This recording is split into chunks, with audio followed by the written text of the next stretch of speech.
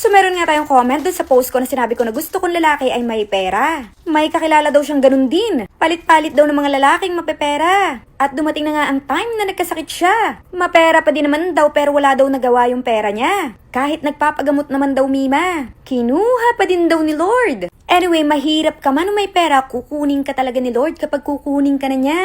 Ang difference ng mapera sa mahirap, bago siya kinuha ni Lord na enjoy niya ang life. Mas nakain niya lahat ng gusto niya. Mas nakapunta siya sa mga lugar na pangarap niya. At di hamak na mas konti ang stress nung nabubuhay pa siya. At doon naman sa medyo kapos, mas stress siya bago kunin ni Lord. Limit ang foodings na kanyang nakain. At halos hindi napuntahan ang mga dream places. Kasi nga mas limit ang budget niya. At siguro ay mas stress bago siya kunin ni Lord. Ayun ang difference ng dalawa. Baka nga mas napaaga pa kung hindi niya afford ang magpagamot Mima. Ganun ang power ng pera. Mas free ka talaga pag may pera. Mas konti ang limitasyon mo Mima. Kapag lahat ay maa-afford mo na. Isa lang ang buhay at binabawi rin yan. Kaya enjoyin niyo na.